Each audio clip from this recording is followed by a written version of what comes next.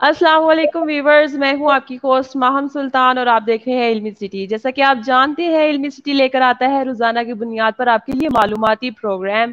ये प्रोग्राम आपकी सेहत से रिलेटेड भी होते हैं, आपकी एजुकेशन से रिलेटेड भी होते हैं, आपकी करियर से रिलेटेड भी होते हैं और सम टाइम आपकी पर्सनैलिटी बिल्डिंग से रिलेटेड भी होते हैं। आज हम एक ऐसा टॉपिक लेकर आए हैं जो कि आपकी ज़िंदगी में बहुत ही इम्पोर्टेंट है, इम्पोर्टेंट पार्ट प्ले करता है और आप इसके साथ किस तरह से डील कर सकते हैं। आज हम बात करने जा रहे हैं कि आप नाकामियों का मुकाबला किस तरह से कर सकते हैं या एक नाकामी हासिल करने के बाद आप ज़िंदगी की तरफ दोबारा किस तरह से लौट सकते हैं।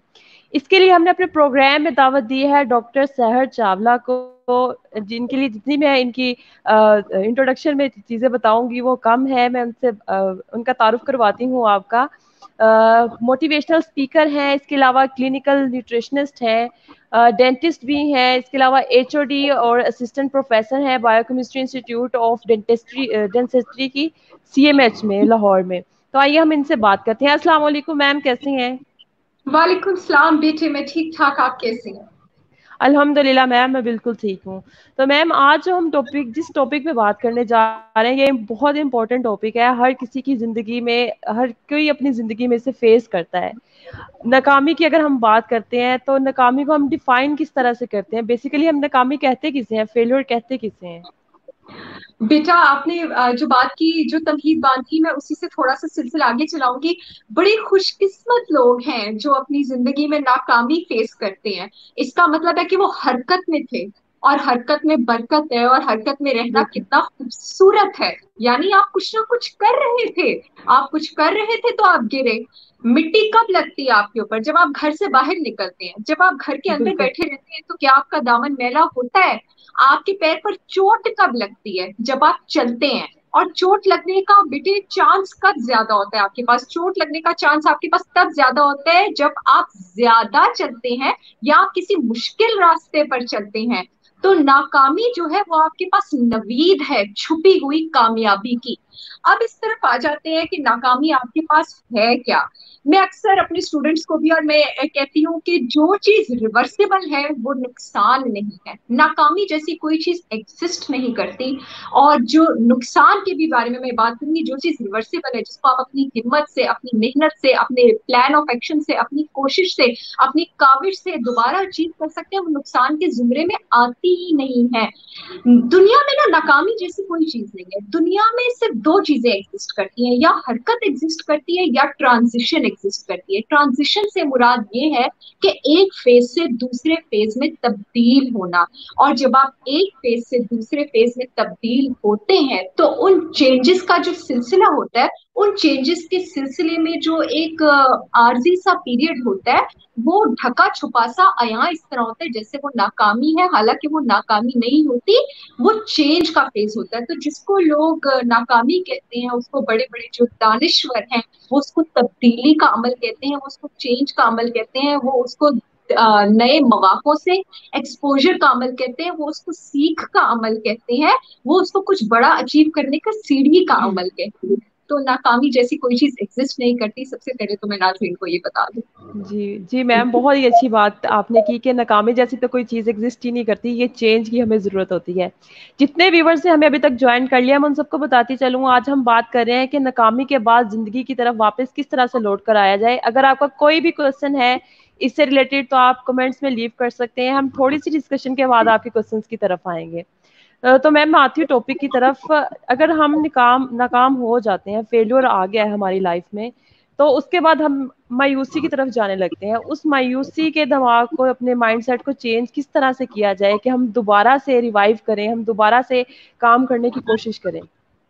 देखिए, जो नाकामी, जो हर्जी नाकामी जो लगता है कि नाकामी है, दुनिया में हर इंसान सबसे ज्यादा जो वर्ड सुनना चाहता है ना, अगर हम इस बात की बैलेट निकालें तो मेरे ख्याल से वो सक्सेस सुनना चाहता है। और बिल्कुल फेलियर एक ऐसा ही ऐसी है। चीज है जिससे सबको डर लगता है, ठीक है। अब प्रॉब्लम ये है कि जब इंसान अपने माइंड में ये सोचना शुरू कर देता है कि past is equal to future, यानी जो मेरे माजी के एक्सपीरियंस हैं वो बराबर हैं मेरे फ्यूचर के रिजल्ट के, तो इसको आप कह दें कि ये एक आपके पास एब्सोल्यूट मैथमेटिकल इक्वेशन या आपके पास एक फॉर्मूला, ये नाकामी का बन सकता है। क्योंकि जब इंसान अपने माजी को अपने फ्यूचर से इक्वेट करना शुरू कर देता है, तो तब वो जो नए तजुर्बात हैं उनको उनको करने से रुक जाता है, क्योंकि उसको लगता है तब तो मेरे साथ ये हुआ था, तो अब भी मेरे साथ ही होता है। अब इस फ्रेम ऑफ माइंड से बेसिकली आपको निकलने की और एस्केप करने की जरूरत है। ये फ्रेम आपको आपका पास्ट एक्सपीरियंस का फेलियर जो है वो तो कामयाब होने से फ्यूचर में नहीं रोक सकता, हाँ ये लीथल माइंडसेट आपको जरूर कामयाब होने से रोक सकता है।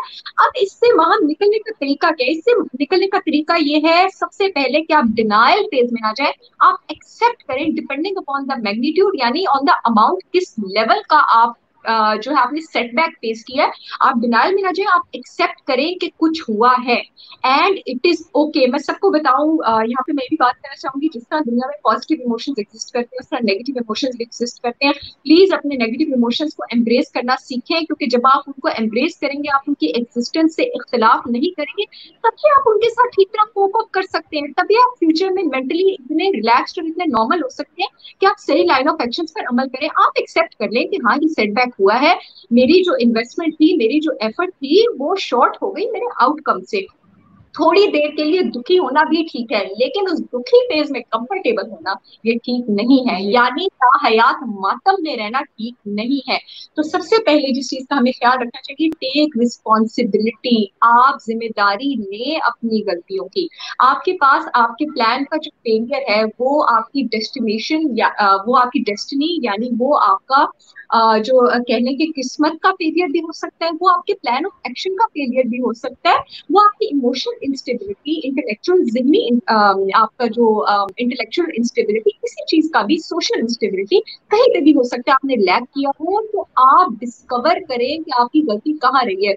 जितने भी दुनिया में कामयाब लोग हैं उन सब ने अपनी गलतियों को तस्लीम किया है, गलतियों को माना है। आप अक्सर सुनेंगी जो लोग नाकाम से नाकाम तक होते चले जाते हैं, होते चले जाते हैं, होते चले जाते हैं, उनमें वहां आप एक ट्रेट बहुत ज्यादा कॉमन देखेंगे, और जो ट्रेट आप कॉमन देखेंगे वो हमेशा कहेंगे ये तो मेरे पेरेंट्स की वजह से हुआ था, ये तो मेरा ऑफिस का टॉक्सिक कल्चर था उसकी वजह से हुआ था, ये तो मेरे कोलीग की वजह से हुआ था, ये तो सिर्फ मेरे पास रिसोर्सेज नहीं थे उसकी वजह से हुआ था, क्योंकि वो इस फेज में ही नहीं है कि वो अपने कंधों पर जो है अपनी गलतियों का बोझ उठा सके। देखिए, अपनी जिंदगी की ड्राइविंग सीट पे आपको खुद बैठे होना चाहिए। हम अपने लिए, हमारे लिए सबसे अच्छा कब होगा? अल्लाह ताला तो है ही हमारे सारे मामलात संभाल रहा है। आपसे ज्यादा आपका मुखलिस कौन हो सकता है? जब हम अपनी गाड़ी की जो स्टीयरिंग व्हील है वो हम खुद चलाएंगे, रिजल्ट सबसे अच्छे होंगे।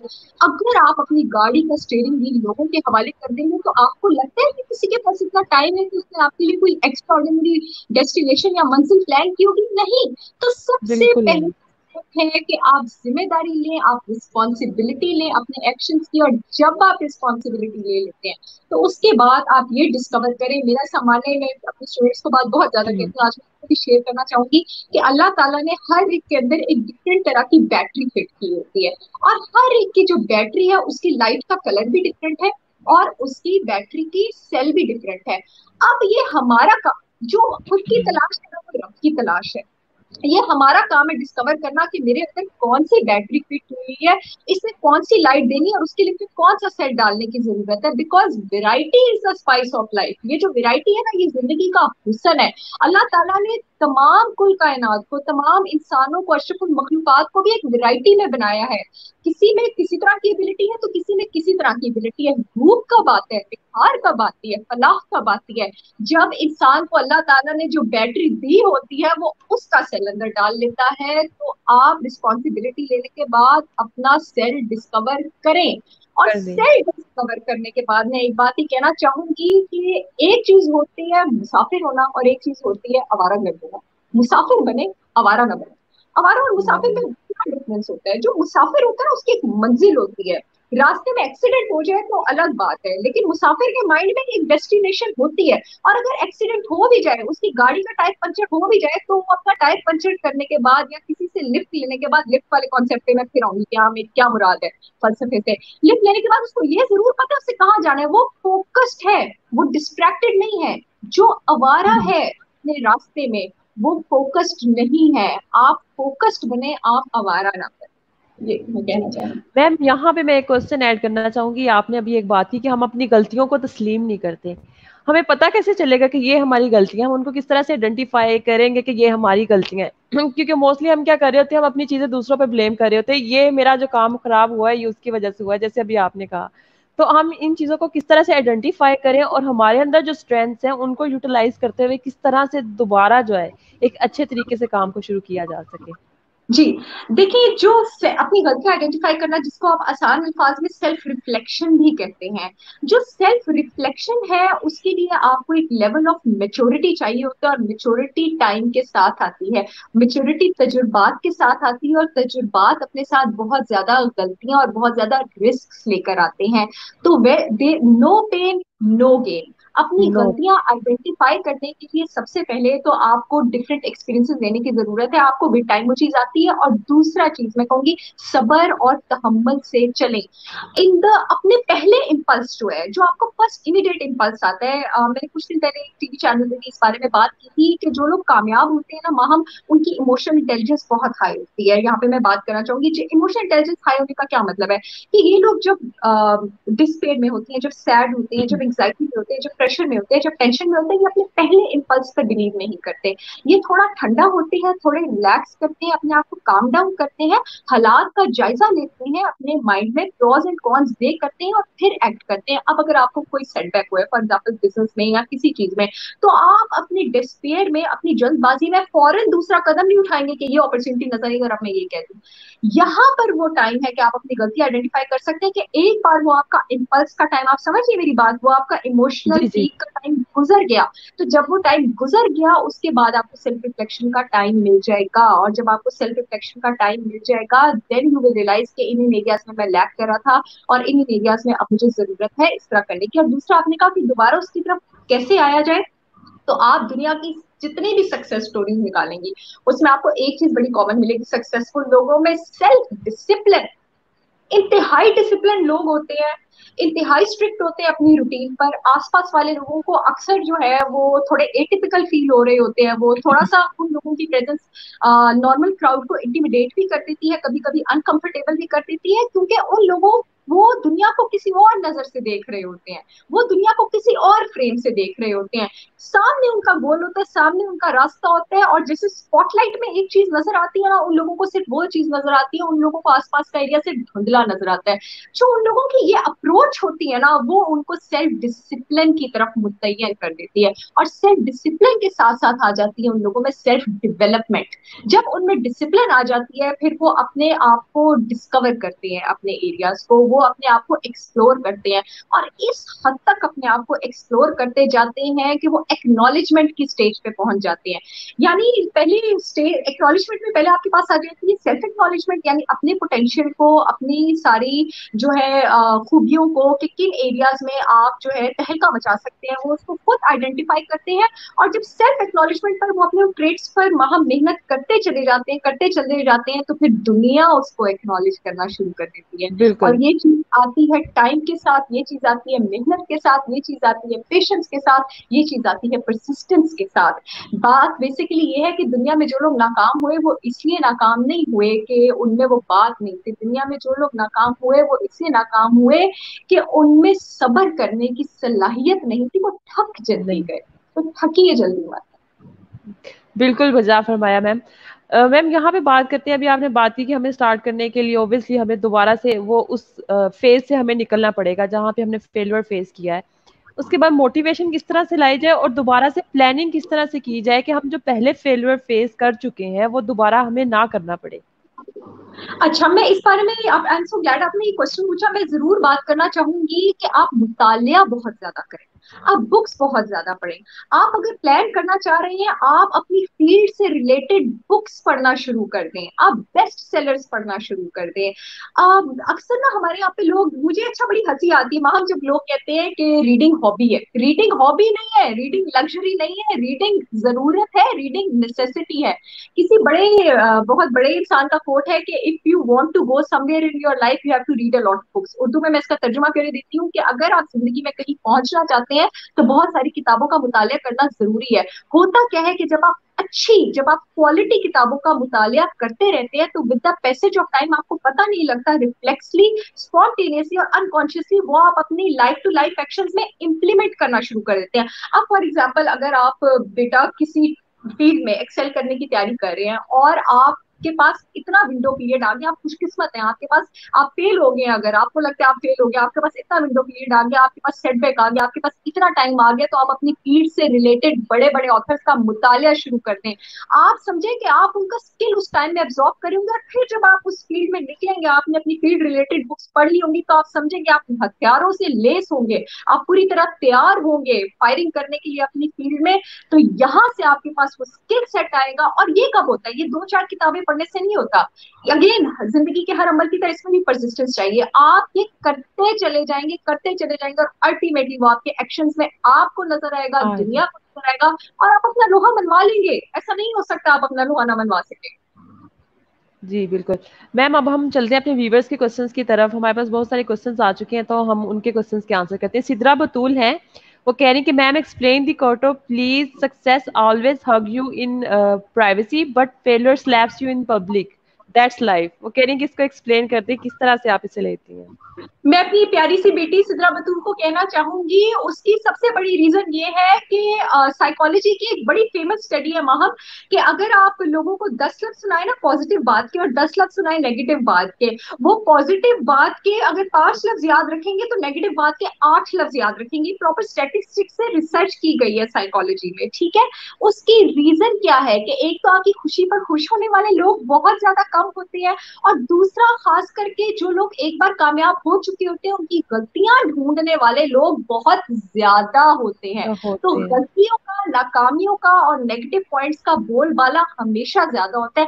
And don't take failure as a slap on yourself बेटा, take failure as a lesson. It is just an opportunity. आपके पास वो एक और बड़े महान बंदे का कोट है कि whenever we do something, sometimes we win and sometimes we learn. ठीक है, आपको एक विंडो पीरियड मिल गया है अपने आप को ग्रूम करने का, अपने आप को पॉलिश करने का, और अपने आप को रीलॉन्च करने का।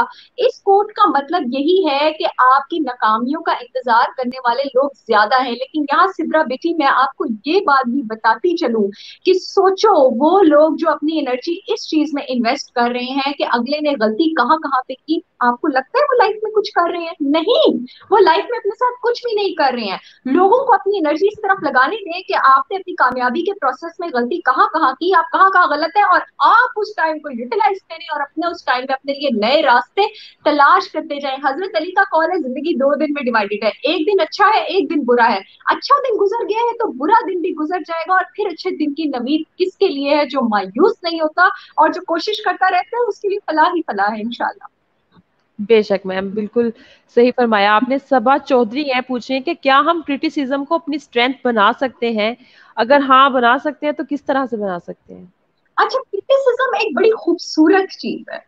क्रिटिसिज्म जी और जी। नेगेटिविटी में फर्क है, क्योंकि ये आपके पास एक बड़ी कॉमन टर्म भी है कि पॉजिटिव क्रिटिसिज्म या हेल्दी क्रिटिसिज्म।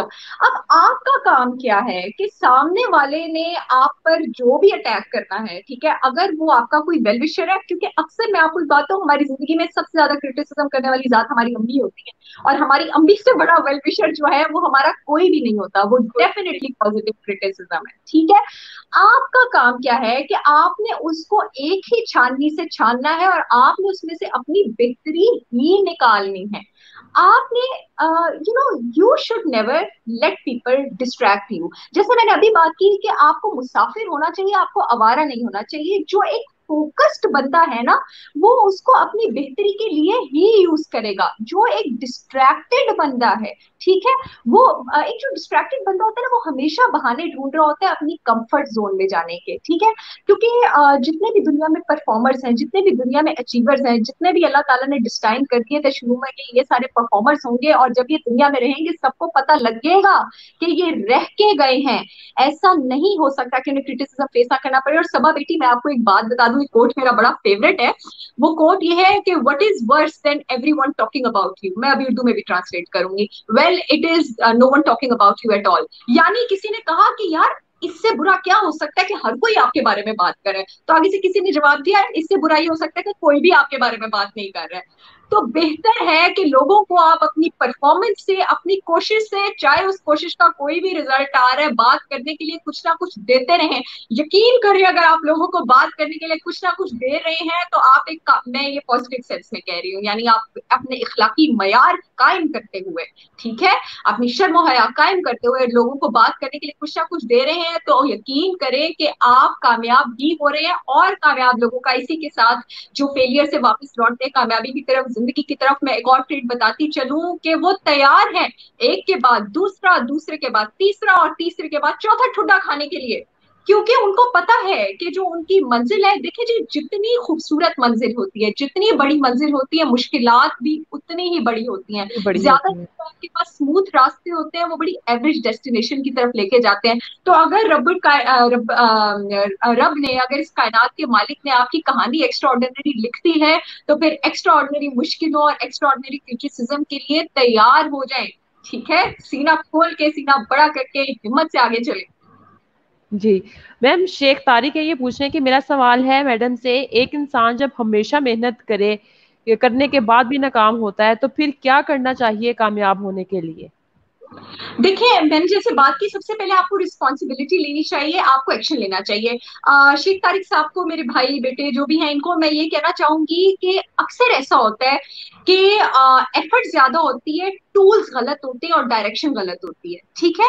अक्सर लोग ऐसे होते हैं जिनके पास रिसोर्सेज होते हैं लेकिन उनको इस्तेमाल करना नहीं आता।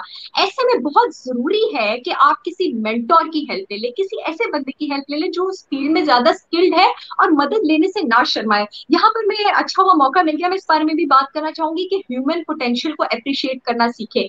महम जो भी इंसान ये कहता है कि वो जिंदगी में अकेला ऊपर गया, वो मगरूर भी है और वो झूठा भी है और वो नाशुक्रा भी है।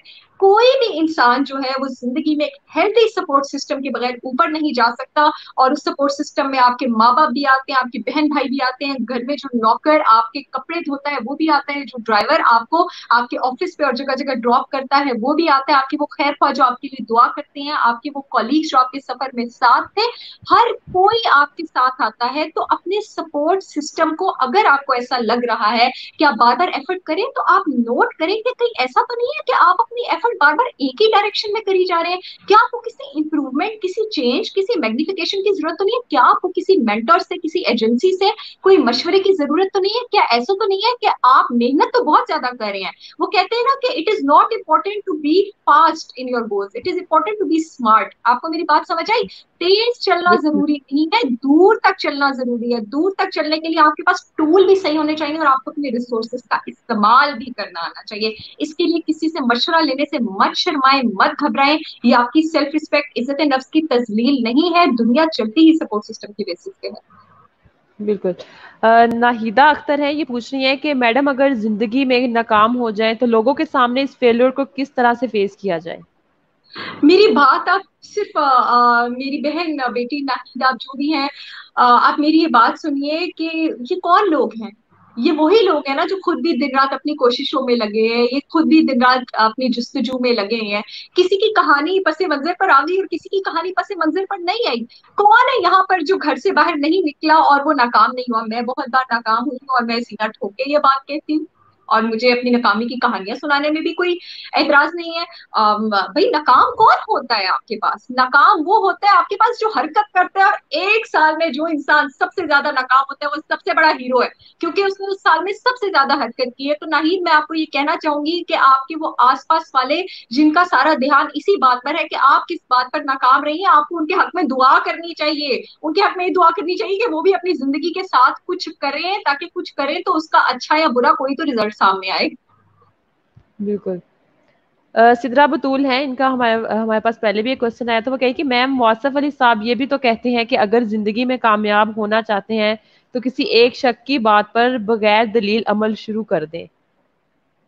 किसी एक शख्स की, एक शख्स की बात पे शक या बगैर शख्स? दलील। यहाँ पे तो इन्होंने शक लिखा है, अगर शख्स है तो ये मुझे नहीं पता। इनसे कहीं प्लीज जरा कमेंट रिपीट कर दे और ये बात क्लियर कर दे, क्योंकि मैं वासिफ अली वासिफ साहब की बात पर बगैर उसके मतलब ऑथेंटिसिटी के ना आगे कमेंट नहीं करना चाहूंगी, क्योंकि उनकी जी मैं भी जी। बहुत ज्यादा मानने वाली हूँ। ठीक है, ठीक प्लीज है। सिद्रा अपनी बात जो है उसको एक बार रिपीट कर दीजिए, जी इसको सिद्रा, क्लियर आप कर अपने दीजिए। अपने क्वेश्चन को दोबारा रिपीट कर दें कि ये शक वर्ड है, ये शख्स वर्ड है, तो फिर हमें आपके क्वेश्चन को फिर हम दोबारा तब तक लेते हम हैं। इस डिस्कशन को कैरी ऑन करते हैं, फिर हम इसका भी आंसर करते जी मैम, ये काफ़ी लंबा क्वेश्चन है। ये पूछने कि मैम पास में हमारे साथ बहुत से बैड एक्सपीरियंस या फेलियर हुए होते हैं या लॉस। अब लॉस किसी भी चीज़ का हो सकता है, वक्त का, किसी चीज़ का, कैरियर का, या किसी इंसान का। सो पास्ट की इन चीज़ों से हमेशा के लिए मूव ऑन कैसे करना चाहिए, ताकि जो गोल है हमारा लाइफ पर, उस पर ज़्यादा मेहनत और फोकस करें, क्योंकि लाइफ में कहीं ना कहीं पास्ट की कुछ चीज़ें हमें लाइफ की किसी मोड़ पर याद आ जाती हैं जो नेगेटिव फील करवाती हैं, मोटिवेशन कम होती है और अक्सर रिग्रेट फील होता है। सो इन चीजों से किस तरह से मूव ऑन किया जाए। हैं। अच्छा, ये ये बहुत मोहम्मद अच्छा, रिजवान है। बहुत जी बहुत जी। रिजवान का सवाल। रिजवान बेटा, आपका सवाल बहुत ज्यादा अच्छा है। देखिए, कुछ चीजें ऐसी होती हैं, जैसे एक पेड़ जब बड़ा होता है, ठीक है, और जब उस पर ऑटम का सीजन आता है, तो उसके कुछ पत्ते शेड ऑफ होने होते हैं, तो उसके पत्ते जो है वो आपके पास गिरने होते हैं, ठीक है। तो जो पत्ते गिरने होते हैं, वो जो शेड ऑफ होने होते हैं, वो अल्लाह ताला का प्लान होते हैं, ठीक है। और उनके शेड ऑफ होने के पीछे हिकमत क्या होती है कि उसके बाद उस पर नए फल आएंगे, उस पर नए फूल लगेंगे। लेकिन आप इस बात का ध्यान रखें कि जो पेड़ है उसकी जड़ें वही मजबूत रहती हैं। आया पेड़ अपनी जड़ें छोड़ता है, पेड़ अपनी जड़ें नहीं छोड़ता है, वो अपनी जगह खड़ा रहता है। तो उसके सिर्फ पत्ते गिरते हैं, नए पत्ते, नए फल, नए फूल आ जाते हैं। तो वो भी एक लिविंग बीइंग है, हम भी एक लिविंग बीइंग है, हमारी जिंदगी भी बेटे उसी तरह से डिजाइंड है। अगर आप किसी इंसान के लॉस की बात कर रहे हैं, किसी प्रोजेक्ट के लॉस की बात कर रहे हैं, तो अगर खास तौर के किसी इंसान के लॉस की बात करें, तो उसका जो सफर था आपके साथ वो तभी तक था। और ये अल्लाह ताला की तरफ से एक बड़ा खूबसूरत प्रोसेस होता है आपको ये बताने का कि जो दायमी ताल्लुक है, जो लाजवाल ताल्लुक है, वो सिर्फ इंसान का और उसके रब का है। इंसान और इंसान का जो ताल्लुक है आपके पास, वो दायमी नहीं है। तो इसको नहीं है। अल्लाह ताला की मर्जी, जब आपको तकवा और तवक्कुल के कॉन्सेप्ट पे आप उसकी तस्लीम और तस्दीक कर लेंगे ना, तो इस चीज को एक्सेप्ट करना आपके लिए बहुत ज्यादा आसान हो जाएगा। सब्र करें, अगर ये बात किसी इंसान से रिलेटेड है, तकवा करें, तवक्कुल करें, और इंशाल्लाह इस चीज पर जो है आप आगे मूव ऑन कर जाएंगे। और अगर ये किसी प्रोजेक्ट से रिलेटेड है, तो it is never the end of the world. आप दोबारा ट्राई करें, आप दोबारा कोशिश करें, आप अपने नए पोटेंशियल्स को डिस्कवर करें। और यहाँ पर महा मैं एक बात ये भी कहना चाहूंगी, अक्सर लोग ना इस वजह से भी डिस्पेयर में चले जाते हैं प्रोजेक्ट और प्रोफेशन को लेकर। उनको लगता है कि हमें एक ही टैलेंट था, हमें एक ही पैशन था। एक बड़ी अच्छी बुक है, मुझे इस वक्त उसका नाम नहीं याद आ रहा, उसमें है कि हर इंसान में बैक वक्त 5 टैलेंट्स होते हैं एवरेज, ठीक है, डिस्कवर्ड, डिटर्मेंट। तो आप में जरूरी नहीं है एक टैलेंट था, आप में 2 3 4 और भी टैलेंट्स होंगे। आप किसी एक चीज को हॉबी और किसी एक चीज को अपना प्रोफेशनल प्रोजेक्ट भी बना सकते हैं। अच्छा, प्रोफेशन। हमारे यहाँ पे जो लोग हैं ना, वो प्रोफेशन को अर्निंग के साथ भी बहुत ज्यादा कंफ्यूज करते हैं। जरूरी नहीं है कि जिस चीज को आप अपने दिन का ज्यादा हिस्सा दे रहे हैं, जो आपको ज्यादा थ्रिल दे रही है, वहां से अगर आपको अर्निंग आएगी तो ही वो आपकी अचीवमेंट है, ठीक है। अचीवमेंट को पैसे से मत तोलिए। अचीवमेंट और एक्नॉलेजमेंट जो है, उसका पैसे से कोई लेना देना नहीं है, उसका कोई फुलफिलमेंट तमिल से नहीं। लेना देना है, और फुलफिलमेंट का मटेरियलिज्म से लेना देना नहीं। बिल्कुल। सफिया नसीम है, ये पूछ रही है कि क्रिटिसिज्म को कैसे डील किया जाए। सफिया, तो अभी मैम ने हमें बताया कि क्रिटिसिज्म को कैसे डील किया जाए। जब ये प्रोग्राम फेसबुक पे या यूट्यूब पे अपलोड हो जाएगा, आप इसको रिवाइंड करके देख सकती हैं। मैम, इन्हें जरा एक समराइज्ड एक ही लाइन में आंसर दीजिएगा कि हम क्रिटिसिज्म को किस तरह से डील कर सकते हैं। C for criticism, C for confidence. Criticism को सबकी, आप मेरी बहन है, बेटी है, जो भी है, आपने बहुत कॉन्फिडेंस से डील करना है, ठीक है। चाहे वो आपके पास पॉजिटिव क्रिटिसिज्म है, चाहे वो आपके पास नेगेटिव क्रिटिसिज्म है, आपने उसको एक ही तरीके से फिल्टर करना है कि वो आपकी बेहतरी के लिए यूज हो, ठीक है। और ये बहुत अच्छी बात होती है बेटा, जब तक आप स्पॉटलाइट में रहते हैं, जब तक आपके बारे में बात होती रहती है, जब तक आपके बारे में बेटे तनकीद होती रहती है, उसका मतलब है कि आप कुछ ना कुछ परफॉर्म कर रहे हैं। जिस वक्त आप पर तनकीद होना और आपके बारे में बात होना बंद हो जाए, इसका मतलब है आप खड़े हो गए बेटे, खड़े पानी से बदबू आती है, तो अच्छी बात है, आप हरकत में रहे। जी। मैम, सिद्रा बतूल ने जो है वो अपने क्वेश्चन को ठीक करके हमें दोबारा भेजा। वो पूछ रही कि हाँ, वासिफ अली वासिफ साहब कहते हैं, अगर तुम जिंदगी में कामयाब होना चाहते हो तो तुम्हारी जिंदगी में कोई ऐसा पर्सन जरूर होना चाहिए जिसकी बात पर तुम बगैर दलील के अमल कर सको। देखिए, बात बिल्कुल सही है और बात बहुत स्पिरिचुअल है। यहाँ पर मैं एक और बात भी कह दूं कि हमारे इस्लाम में भी ये बात है कि दुनिया का सबसे अमीर इंसान वो है जिसके पास एक मुखलिस दोस्त है, ठीक है। अब ये आपकी किस्मत जो है ये उस पर डिपेंड करता है कि क्या आपकी जिंदगी में वो इंसान है। जरूरी नहीं है कि वो आपका दोस्त हो, वो दोस्त आपके किसी खून के सिदरा, वो आपके किसी खून के रिश्ते की शक्ल में भी हो सकता है, वो आपकी माँ की शक्ल में भी हो सकता है, वो हो सकता है कि वो आपका कोई फ्रेंड भी हो, वो आपका कोई उस्ताद भी हो सकता है, आपका कोई कोलीग भी हो सकता है, वो आपका कोई एम्प्लॉय, आपका कोई मुलाजिम भी हो सकता है। लेकिन जरूरी नहीं है कि हर इंसान की जिंदगी में ऐसा शख्स हो, क्योंकि अपने आप को बगैर सोचे समझे किसी के हवाले कर देना ये बड़ा रिस्की अमल है। ठीक है, तो हर इंसान जो है वो इतना ब्लेस नहीं होता, तभी इस्लाम ने इस चीज को बड़ी हाई रेटिंग दी है कि दुनिया का अमीर तरीन शख्स वो है जिसके पास अच्छा दोस्त है। अगर आपकी जिंदगी में ऐसा दोस्त है और अगर वो बारहा ये साबित कर चुका है कि वो आपके साथ मुखलिस है, तो मैं अभी बात कर चुकी हूँ कि ह्यूमन पोटेंशियल को अप्रिशिएट करें, सपोर्ट सिस्टम आपकी जिंदगी में बहुत जरूरी है, मेंटरशिप बहुत जरूरी है, बहुत ज्यादा जरूरी है। तो हाँ जी बिल्कुल, कश्तियां जलाएं और अमल करें। जी मैम, हम अपने प्रोग्राम में लास्ट क्वेश्चन ऐड करेंगे। सफिया नसीम का, वो पूछ रही है कि गोल्स कैसे बनाएं, डेली डेली बेसिस पे गोल्स किस तरह से बनाए जाए और मोटिवेशन कैसे लाएं कि इन गोल्स को अचीव करना है। अच्छा सफिया, आपने बहुत अच्छी बात की है। अगेन, जितने भी कामयाब लोग होते हैं उनमें टाइम मैनेजमेंट की बहुत जबरदस्त क्वालिटी होती है।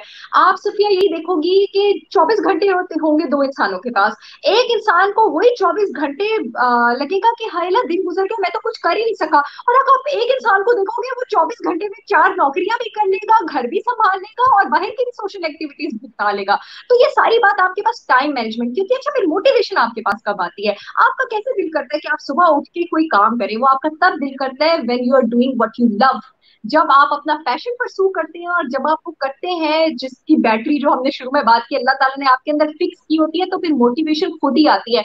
इसलिए किसी भी राह पर निकलने से पहले सेल्फ डिस्कवरी बहुत ज्यादा जरूरी है। पहले डिस्कवर करें कि आप क्या करना चाहते हैं। तो जब आप रोज सुबह इंतजार करेंगे ना अलार्म बजने से पहले, जिस दिन आपकी आंख खुल गई ना, समझ जाइएगा आपने अपनी बैटरी डिस्कवर कर ली है। फिर आपके अंदर मोटिवेशन रहेगी और वो मोटिवेशन कभी खत्म नहीं होगी।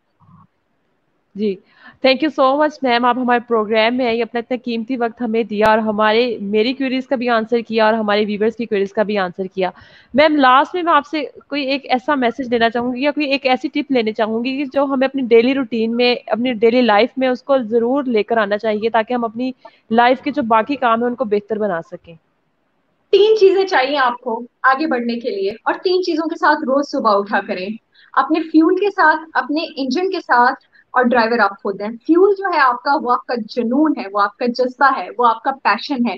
जो आपका इंजन है वो आपकी डायरेक्शन है, वो सेल्फ डिस्कवरी, और जो ड्राइवर है वो आप हैं। आपके अंदर जज्बा होना चाहिए, पैशन होना चाहिए, जुनून होना चाहिए। आपके पास डेली उठ के डायरेक्शन होनी चाहिए। लाइफ को डे टू डे बेसिस पे लें और अपनी ड्राइविंग सीट पर किसी को बैठने की इजाजत मत दें। ड्राइविंग सीट पर खुद बैठे।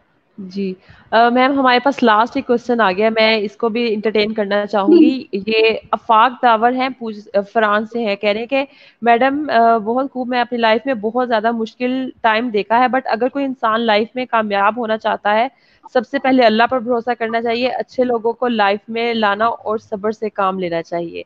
जी अफाक, आपका बहुत शुक्रिया, आपने प्रोग्राम में जो है अपना कमेंट ऐड किया। Thank you so much. Thank you so much ma'am, आपका भी प्रोग्राम में आने के लिए, आपका इतना कीमती वक्त हमने ले लिया और होप सो ये हम सबके लिए बहुत फ्रूटफुल होगा और हेल्पफुल होगा हमारी जिंदगी को बेहतर बनाने के लिए। थैंक यू सो आमीन। मच। आमीन। साथ ही साथ अपने व्यूवर्स से भी इजाजत चाहूंगी, इंशाल्लाह हम इल्मी सिटी पे दोबारा किसी और अच्छे गेस्ट के साथ और किसी और एक अच्छे टॉपिक के साथ जो आपकी जिंदगी में बेहतरी ला सके उसके साथ आपके सामने हाजिर होंगे। तब तक के लिए मुझे इजाजत दीजिएगा। अल्लाह हाफिज।